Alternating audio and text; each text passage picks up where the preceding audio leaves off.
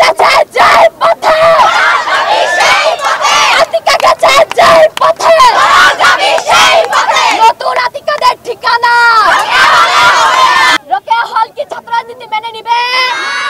হল ভিত্তিক কমিটি মেনে নিবে? হল ভিত্তিক প্রচার প্রসারণা মেনে নিবে? কোন দলে আমরা মানব না। ছাত্র দল, বাকশা, শিবির, ছাত্র ইউনিয়ন বা অন্যান্য ক্রিয়াশীল সংগঠনের কার্যক্রম রোকেয়া হলে চলবে না।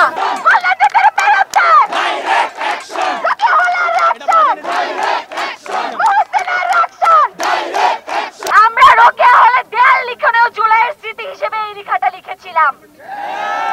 তারপরেও রোকেয়া হল প্রশাসন আমাদের হলে বিভিন্ন উপায়ে ছাত্র রাজনীতির এজেন্ডা ঢুকানোর চেষ্টা করেছে এবং সহযোগিতা করেছে। আমরা দেখেছি হলে বিভিন্ন রাজনৈতিক ক্রিয়া সংগঠন বিভিন্ন উপহার সামগ্রী পাঠিয়ে হলকে রাজনীতিকরণের চেষ্টা করা হয়েছে। সেই সব উপহার সামগ্রীর বিষয়ে আমাদের রোকেয়া হলের মেয়েদের সম্মিলিত সিদ্ধান্ত ছিল শিবিরের দেয়া পানির ফিল্টারে তারা রং লাগিয়ে দিয়েছে এবং এই ফিল্টার বের করে নেওয়ার সিদ্ধান্ত নিয়েছে তারা। একই সাথে ছাত্র অধিকার পরিষদ থেকে আমাদেরকে একটা ভেন্ডিং মেশিন দেওয়া হয়েছিল। সেই ভেন্ডিং মেশিনও আমাদের হলের মেয়েরা প্রত্যাখ্যান করেছে।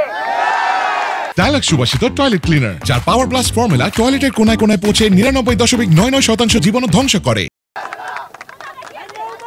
আমরা আশা করছি হলে সকল ধরনের গুপ্ত এবং প্রকাশ্য রাজনীতি নিষিদ্ধ হবে।